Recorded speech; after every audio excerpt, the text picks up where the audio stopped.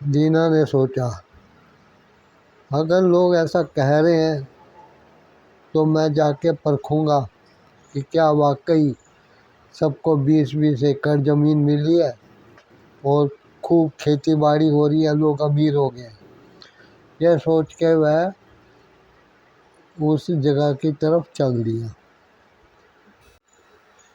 3 साल तक दीना उस जगह आके किराए पे ज़मीन लेकर खेती बाड़ी करता रहा और हर बार उसकी फसल बहुत ही ज़्यादा तगड़ी होती थी। यह देखकर उसने सोचा, क्यों ना मैं कुछ ज़मीन खरीद लूं।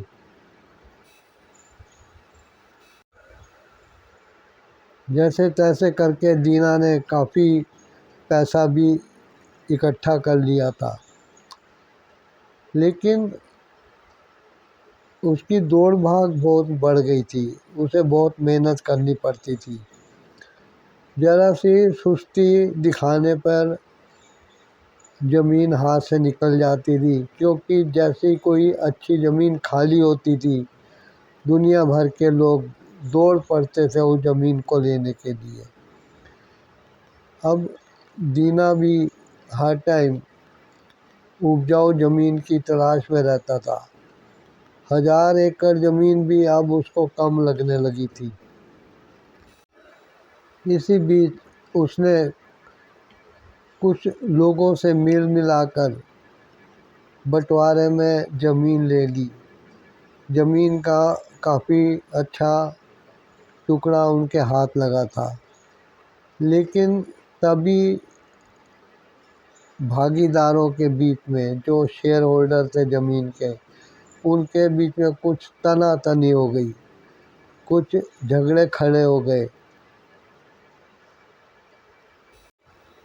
दीना ने कई लोगों से मिलकर बीच बचाव करने की कोशिश की, लेकिन कोई फल ना निकला। लोग अपनी अपनी बात पे, झगड़े पे अड़े रहे।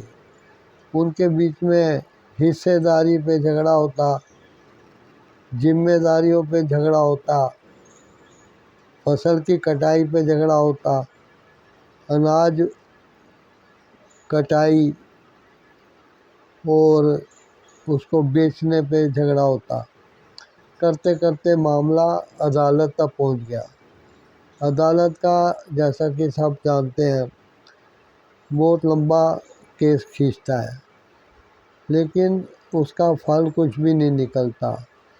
कई समय के बाद जब फैसला आया तो किसी के हक में और किसी के हक में नहीं था। जब अदालत के फैसले से दीना कोई फ़ायदा ना उठा सका और उसे नुकसान ही हुआ, इससे उसके दिमाग में आया कि क्यों ना मैं अपना एक अलग ही टुकड़ा खरीद लूँ, ताकि किसी का कोई लेन देन ना हो, कोई पचड़ा ना हो। वो जो करे अपनी मर्ज़ी से करे, किसी की साझेदारी ना हो। फसल का नफ़ा नुकसान सब उसके अपने भाग्य पे हो। तब वो एक तगड़ी ज़मीन के लिए निगाह रखने लगा। काफ़ी ढूंढम ढांडी के बाद एक दिन दीना एक किसान से टकराया। उसे पता चला कि किसान ने 1000 एकड़ ज़मीन हाल ही में खरीदी थी, लेकिन ज़मीन खरीदने के बाद उस किसान को कुछ घाटे हो गए थे, जिससे उसको वो ज़मीन भारी पड़ रही थी। दीना ने उससे बात चलाई। काफ़ी सौदेबाजी के बाद किसान अपनी ज़मीन देने को राज़ी हो गया। वो किसान भी काफ़ी ज़रूरतमंद था और सौदेबाजी में दीना भी कोई कोर कसर नहीं छोड़ रहा था। वो जो किसान मांग रहा था, दीना उतना देना नहीं चाहता था। करते करते करते 1000 रुपये पे बात तय हो गई। अब ये तय हुआ कि कुछ पैसा नकद दे दिया जाए, बाकी बाद में चुकाते रहेंगे। उन्हीं दिनों एक दिन एक सौदागर आके दीना के घर के आगे रुका और दीना से उससे बातचीत हुई।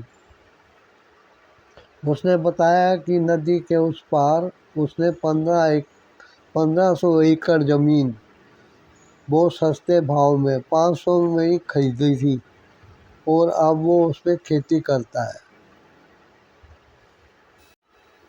दीना बात बात पे कुरेद कुरेद कर उससे सौदागर से पूछ रहा था कि किससे मिलना चाहिए, कैसे ज़मीन मिलेगी, क्या करना पड़ेगा। उस सौदागर ने कहा इसके लिए उसे ज़मींदार के सामने काफ़ी गिड़गिड़ाना पड़ा है। रेशमी कपड़े और केसर और कई कीमती पत्थर उसने सौदागर को दिए। इससे ज़्यादा तो उसने उस सौदागर को जमींदार को पटाने में ही लगा दिए थे।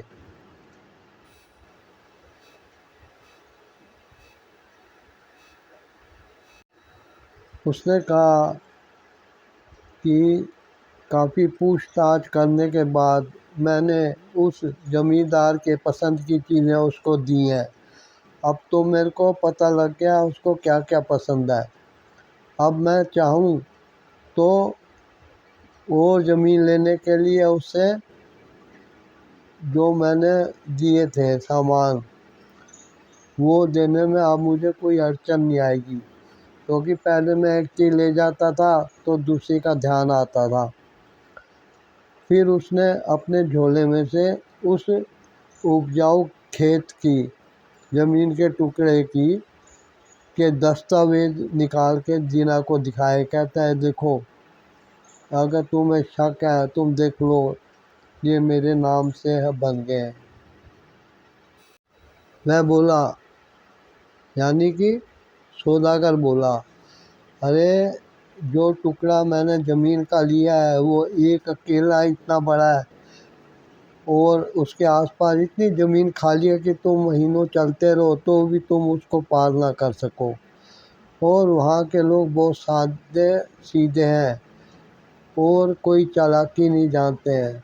अगर तुम चाहो तो तुम उनसे और भी सस्ते में ज़मीन खरीद सकते हो। दीना ने यहाँ 1000 एकड़ ज़मीन लेने के लिए 1000 रुपये एक तरफ अलग से संभाल रखे थे। लेकिन जैसे ही उस सौदागर ने उसको समझाया कि वहाँ बहुत सस्ते में इससे भी ज़्यादा लंबी चौड़ी ज़मीन कई एकड़ खरीद सकता है, तब उसके मन में आ गया कि मैं क्यों पागल बनूं, मैं किस लिए 1000 रुपये यहाँ खर्च करूं। इससे अच्छा तो 500 रुपये में मैं जाके 1500 एकड़ ज़मीन या 2000 एकड़ ज़मीन भी वहाँ जाके खरीद सकता हूँ। उसने और भी जानकारी उस सौदागर से मांगी। दोनों एक दूसरे से जुदा हुए। सौदागर अपनी राह पे चढ़ गया। दीना ने अपनी पत्नी से बात की और एक गांव के ही आदमी को साथ लेकर उस तरफ निकल गया।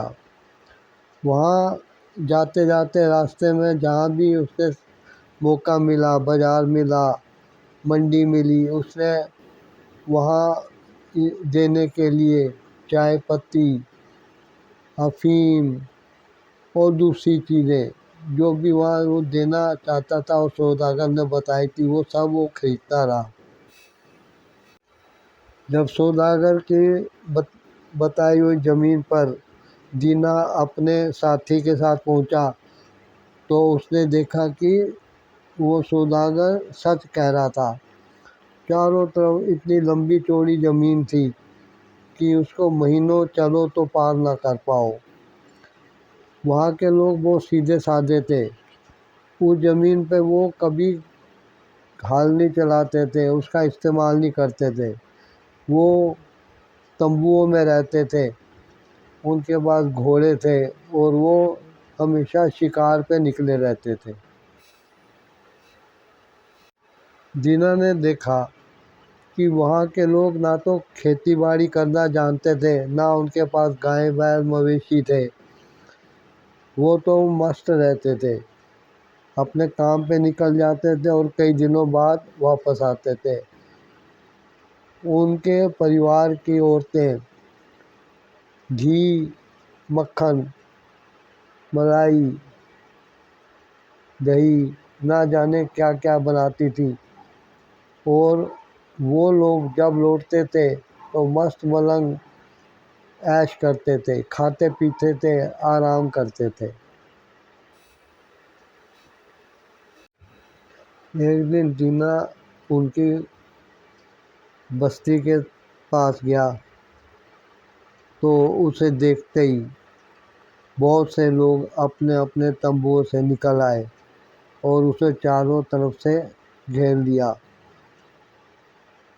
दीना ने देखा कि वो तो हिंदी नहीं जानते थे, लेकिन जब वो आपस में एक दूसरे की बात ना समझ पाने के कारण क्या बोले क्या समझे ये नहीं जान सके, तो उन्होंने देखा कि दीना ने देखा कि एक आदमी जो थोड़ी बहुत हिंदी जानता था वो दुभाषी के रूप में आ बैठा।